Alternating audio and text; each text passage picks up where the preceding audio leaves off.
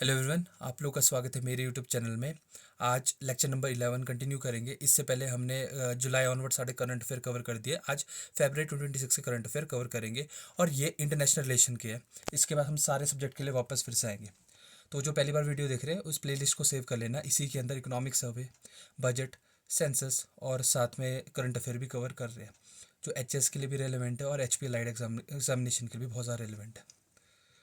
बाकी plan of action same रहेगा कि क्वेश्चन आएगा, आपने उस वीडियो पॉज करनी और अप्लाई करना किस तरीके से आप इसको सॉल्व करते हैं, फिर देखना कि मैंने किस तरीके से सॉल्व किया और PYQ से कैसे ये रिलेटेबल है। तो फरवरी 2026 की करंट अफेयर है। तो ये न्यूज़ में था कि कौन से नेशन के साथ, इंडियन ओशन रीजन में ये नेशन है, 50 साल के टाइज हो गए हैं इंडिया की उस कंट्री के साथ, और वो महासागर का भी पार्ट है। Maldives, Mauritius, Seychelles and Sri Lanka. अगर थोड़ी सी आपको नॉलेज होगी तो रिसेंटली ही उस टाइम पे ही हमारे प्राइम मिनिस्टर ने विजिट किया था सेचल्स में, क्योंकि 50 साल इसको टाई हो गया। 1976 में ये स्टार्ट हुआ था। तो थोड़ा सा बैकग्राउंड देख लो। 1976 में ये शुरू हुआ था, तो गोल्डन जुबली हो गई 50 साल की, तो पूछ सकते हैं उसके बारे में। बाकी महासागर जो प्रोजेक्ट है उसका पार्ट है, क्योंकि वो इंडियन ओशन रीजन का ही प्रोजेक्ट है। प्लस जो एक मिलिट्री एक्सरसाइज होती है जिसका नाम है एक्सरसाइज लामित्या, वो इंडिया और सेशल के बीच में ही है। तो इसके बारे में आपको थोड़ा पता होना चाहिए। और भी हमने रिसेंटली अपनी वीडियोस में UPI के भी देखी थी, 9 कंट्रीज़ है, कौन कौन सी कंट्रीज है, सेचल्स उसका पार्ट है, ये आपको पता होना चाहिए। NPCI भी चलता है यहाँ पर। तो और थोड़ा सा इसका जोग्राफिकल बैकग्राउंड देखोगे तो जो केनिया के आप ईस्टवर्ड साइड में आप देखोगे इस कंट्री को। कैपिटल इसकी विक्टोरिया है, पॉपुलेशन इसके आप 1 लाख के आसपास है। और अटोल्स आपको बहुत सारे देखने के लिए मिलेंगे। जैसे हमारे को पता है 3 टाइप के कोरल रीफ होते हैं, तो अटोल्स ज़्यादा है यहाँ पर। जैसे एल्डबेरा अटोल्स आपको देखने के लिए मिलेगा, इसका नाम आपने दिया भी है। टूरिज्म बहुत ज़्यादा है यहाँ पर। एंड लैंग्वेजेस 3 फॉलो करते हैं, क्रियोल, इंग्लिश एंड फ्रेंच। तो ये थोड़ी चीज़ें पता होनी चाहिए। पर उससे ज़्यादा इंपॉर्टेंट ये है कि जो सेचल्स है ये इक्वेटर को टच नहीं करता है। ये उससे थोड़ा सा लिटिल बिट नीचे है, तो वो 4 से 10 डिग्री साउथ में आपको देखने के लिए मिलेगा इक्वेटर से। तो कभी वो गलत ना करना, क्योंकि PYQ में क्वेश्चन पूछा है, मैं आपको अब दिखाता हूँ। तो 2019 के PYQ में यही पूछा था कि इक्वेटर को कौन टच कर रहे हैं, सेचल्स, इक्वेटर, ऑस्ट्रेलिया एंड मैक्सिको। तो अगर आपको थोड़ा इसका आंसर पता होगा तो इसका आंसर इक्वेटर है। सेचल करके गलत कर सकते हैं काफ़ी लोग, पर इसको ट्रिक होती है याद करने की। थोड़ा मैं ये 13 कंट्रीज़ हैं जो इक्वेटर को टच करती है, उसको याद करने का तरीका आपको मैं बताऊंगा। पर ये कंट्रीज़ का आप नाम देख लो। साउथ अमेरिका में 3 है, एंड सेंटर में आपके अफ्रीका में 7 होगी, एंड देन आपके पैसिफिक के अराउंड आपको मिल जाएंगी मालदीव्स, इंडोनेशियन, किरीबाती। तो याद करने का तरीका सिंपल होता है, इसको अपने पास लिख भी लेना। जो साउथ अमेरिका के उसको बोलते हैं ECB, every cool boy. Equator, Colombia और ब्राज़ील। एंड देन उसके लिए जो अफ्रीका की 7 कंट्रीज़ को करने का, super guards defence city under king शाक, साओ टोमो, गेबन, DRC हो गया, RAC हो गया, Uganda, Kenya and Somalia. And last one हो गया आपका जो एशिया और पैसिफिक के बीच में है, mighty island kingdom, Maldives, Indonesia, Kiribati. और एक क्वेश्चन पूछते हैं, अगर थोड़ा बहुत, चलो मैपिंग से भी आपको याद है, पर इसमें गलतियाँ हो जाती है थोड़ी बहुत। जैसे यहाँ पर सेचल्स वाला भी इशू था, कभी हम मालदीव्स और मॉरिशस में कंफ्यूज हो जाते हो, तो आप ऐसे इनको याद कर सकते हैं। तो अपने पास इसको लिख लेना ज़रूर। तो अब नेक्स्ट क्वेश्चन भी ये है कि इंडिया फर्स्ट टाइम होस्ट किया इन्होंने UN का प्रोग्राम, जो स्मॉल आर्म कंट्रोल का था, वो इंडिया के अंदर कहाँ पर सबसे पहले हुआ? न्यू दिल्ली, पुणे, जबलपुर या बेंगलुरु? अगर और फर्स्ट टाइम हुआ था और UN लेवल का था, तो इसका अगर आंसर आपको पता होगा, जबलपुर, मध्य प्रदेश इसका आंसर है। डायरेक्ट पूछ सकते हैं पेपर के अंदर, तो इसको अपने पास ऐड ऑन करना। थोड़ा आपको अगर इसके बारे में थोड़ा बैकग्राउंड देखोगे तो 16 फेब से 6 मार्च के बीच में प्रोग्राम हुआ था। मिलिट्री मैनेजमेंट इंस्टीट्यूट है, वहाँ पर हुआ है ये। एंड मिनिस्ट्री ऑफ डिफेंस के पार्ट है।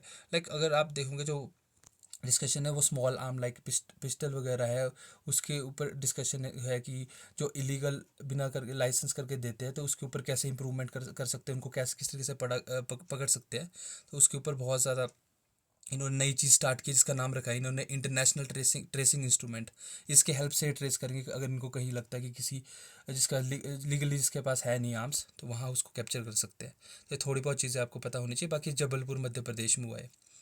उसके बाद कि which company announce $15 billion America India connect infrastructure initiative eight India AI impact summit 2026 in new Delhi? Microsoft, Google, NVIDIA and Amazon. सारी अमेरिकन कंट्रीज़ आपको पता है इसके बारे में। पर जिन्होंने फंड दिया है, प्लान किया है, 5 साल के लिए प्लान किया है, थोड़ा इंडिया के इंफ्रास्ट्रक्चर को थोड़ा इम्प्रोवाइज़ करेंगे, उसका टेक्निकल सेक्टर थोड़ा बढ़ेगा। AIC प्रोजेक्ट के अंदर। तो एक जो है ये कंपनी, ये है गूगल। तो आप इसके अंदर देख सकते हैं पूरा का पूरा प्रोजेक्ट है जो ACI इसको कवर कर रहा है। तो इसमें क्या था, आपने अगर पहले फॉलो किया है IOR रीजन्स, वो हमारे मुंबई और चेन्नई से ही ऑप्टिकल फाइबर्स कनेक्ट हुई है। वो आप देख सकते हो केप टाउन, लाइक आपके अफ्रीका के पास से यूएस तक गया हुआ है। एंड देन आपको पर्थ ऑस्ट्रेलिया के पास है, सिंगापुर से ऑस्ट्रेलिया के पास भी कनेक्टिविटी हुई है। पर इसमें नई चीज़ इन्हें डेवलपमेंट कर ली है कि ऑलरेडी वहाँ पर रिस्क था, सिक्योरिटी का भी रिस्क था। इस वजह से इन्हें न्यू रीजन को पे ये इंफ्रास्ट्रक्चर पे फंडिंग की है, और वो पोर्शन है विशाखापट्टनम। तो क्वेश्चन पूछ सकते हैं कि कौन सा न्यू इंटरनेशनल सब सी गेटवे बना है, तो वो विशाखापट्टनम बना है। तो इसको अपना सेव करना, और ये ही जो है ऑलरेडी ऑप्टिकल फाइबर जहाँ कनेक्टिविटी, इसी को इसमें जोड़ देंगे और वापस वही कनेक्शन हो जाएगा। पर ये है कि इसकी सिक्योरिटी थोड़ी इंप्रोवाइज होंगी, क्योंकि थोड़ा सा आइसोलेशन में कर दिया इसको। अदरवाइज मुंबई और चेन्नई में ट्रैफिक है, इसलिए थर्ड पार्ट बन गया। तो आप इसको याद कर लेना। एंड ये कनेक्शन और कौन कौन सी कंट्री से जुड़ रहा है, वो India to Singapore, South Africa and Australia, इसको भी अपने पास आप ऐड ऑन कर लेना। तो ये बहुत ज़्यादा इंपॉर्टेंट है, और गूगल ने इसको फंडिंग किया, आपको इसके बारे में पता होना चाहिए। एंड देन उसके बाद under the proposed 2026 modernisation of 1960 Helsinki treaty, which autonomous territory set to gain full and equal independent membership along the Faroe Island and Åland Island, Jan Maye, Greenland, Bornholm and Svalbard. तो थोड़ा अगर जनवरी फरवरी की news आपने follow करी होंगी, बहुत ज़्यादा conflict हुआ है ग्रीनलैंड के रीजन पे, जहाँ पर US ने टारगेट की कि हम उस पे हमारा हम रोल है, हम अपना एक एरिया बनाएंगे उस पर। उसके अभी हम स्टार्टिंग में इसके बारे में हम पढ़ेंगे भी। उन्होंने अपनी एक ट्रीटी बनाई थी, पर यह ट्रीटी बनाई थी नॉर्डिक कंट्री ने, ताकि वो प्रोटेक्ट कर सके ग्रीनलैंड में, कि ताकि ग्रीनलैंड के अंदर जितनी भी सोवरेनिटी होंगी ना, वो इन्हीं कंट्री की होंगी। अब यहाँ अगर आपको पता होना चाहिए फेरो आइलैंड और आइलैंड कहाँ है, तो जो फेरो आइलैंड है वो आपके डेनमार्क के कंट्रोल में, और आइलैंड आपके फिनलैंड के कंट्रोल में। तो है तो ये नॉर्डिक के पास ही है। तो मेन टारगेट पर ग्रीनलैंड को प्रोटेक्शन करने के लिए बनाया गया है ये, और ये प्रपोज्ड ही हुआ है फरवरी के मंथ में। तो इसमें आप देख सकते हैं, देखो 1962 में स्टार्ट हुआ था। ये अपनी नॉर्डिक्स कंट्री है, नॉर्डिक कंट्री भी पता होनी चाहिए आपको, Denmark, Finland, Iceland, Norway, Sweden है।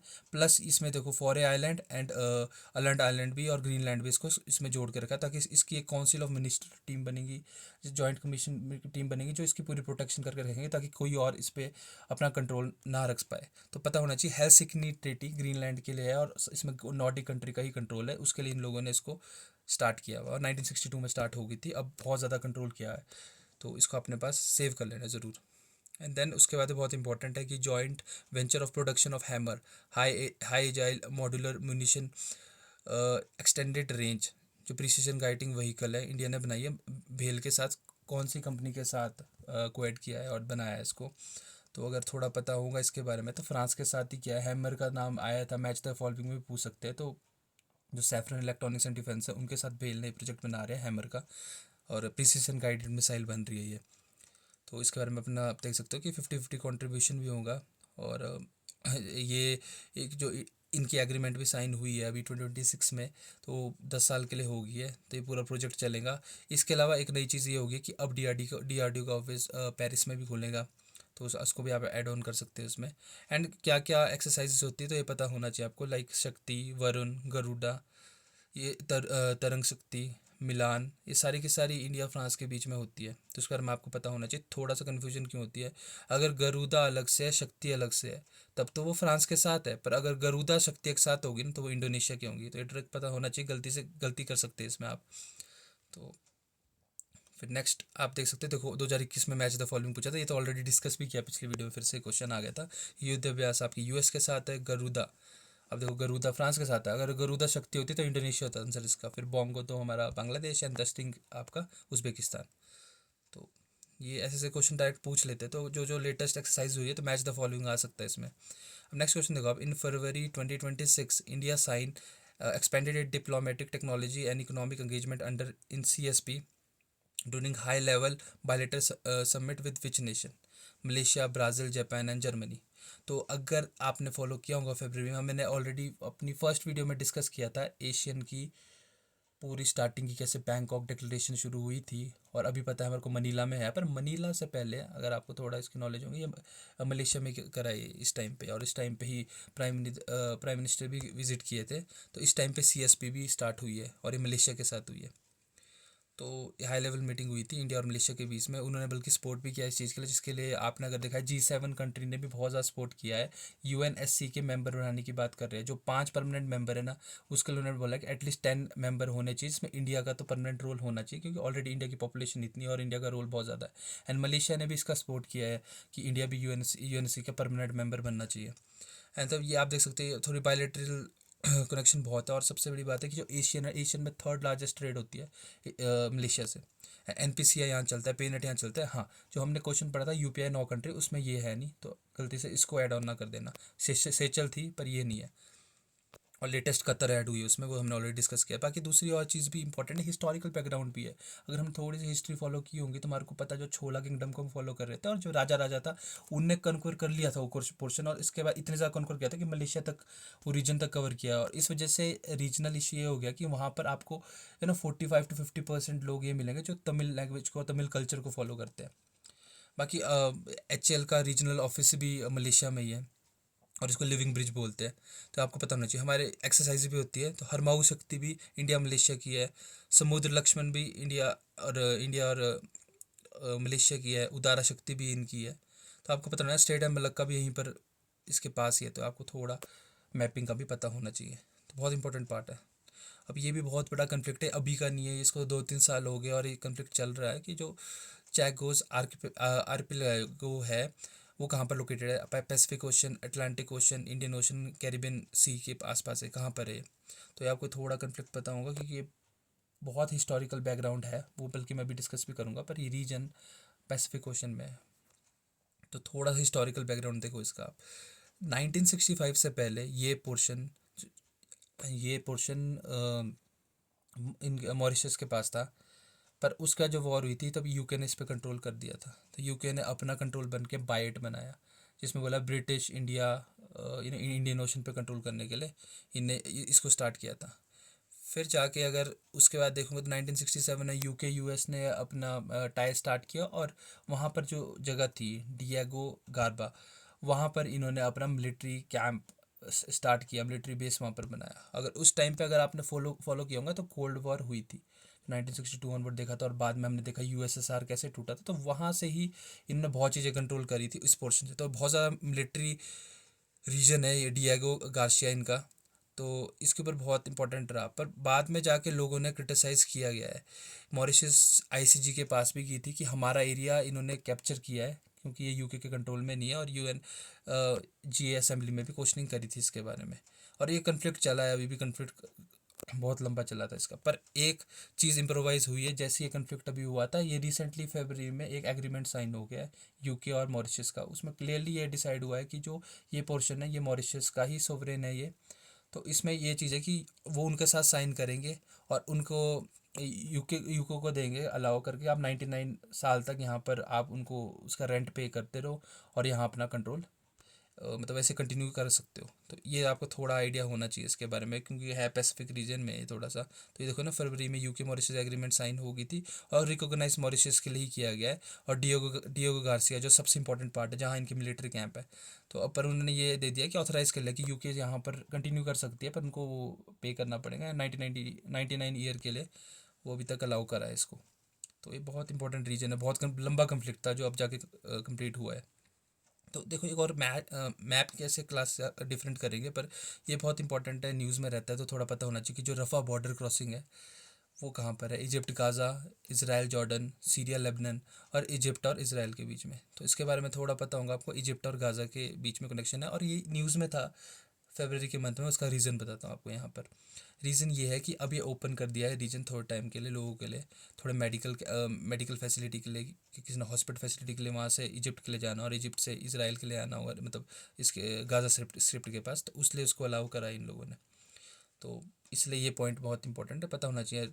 रफ़ा आपके अगर देखा जाओगे मैपिंग में, तो इजिप्ट और गाज़ा के पास है, और जो अपर पोर्शन है वो एरम है, जो इसका नर्दन वाला पार्ट है। तो वो लेबनान को टच करता है। तो ये थोड़ा सा इसके बारे में पता होना चाहिए आपको।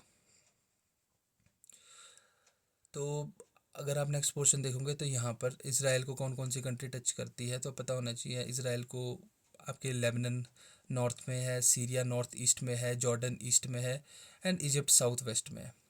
बाकी टर्की इसको टच नहीं करती, तो ये क्वेश्चन आपने गलत ना करना।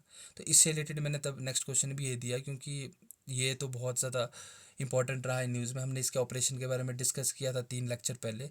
पर ये कौन सी कंट्री है जो बॉर्डर है ईरान की? इराक, सऊदी अरब, इजिप्ट और सीरिया। तो थोड़ा सा आपको याद होगा 9 कंट्रीज़ होती है ये, इसमें इराक ही टच कर रहा है इसको क्लोज, बाकी ये कंट्री बॉर्डर टच नहीं करती है। अब जस्ट आप मैपिंग में देखो, आपको क्वेश्चन आ सकता है, क्योंकि पिछले साल यूक्रेन का पूछा था नॉर्थ टू साउथ, तो शायद से इसका भी पूछे नॉर्थ टू साउथ, शायद से इसका पूछे नेबरिंग कंट्री। तो ईरान की सारी कंट्री आप याद कर लेना डेफिनेटली, लाइक इराक को टच कर रहा है, Turkey, Armenia, Azerbaijan, Turkmenistan, Afghanistan, Pakistan. अब वो कहाँ पर आपको प्रॉब्लम क्रिएट कर सकता है? वो यहाँ पर प्रॉब्लम क्रिएट कर सकता है, यहाँ कुवैत है। पर आप देखोगे तो कुवैत इतना क्लोज है, पर कुवैत डायरेक्ट बॉर्डर टच नहीं कर रहा, और बाई चांस कुवैत इन्होंने क्वेश्चन में पूछ लिया तो आप वहीं गलत कर दोगे। इसलिए ध्यान रखना कि कुवैत ईरान को टच नहीं करता।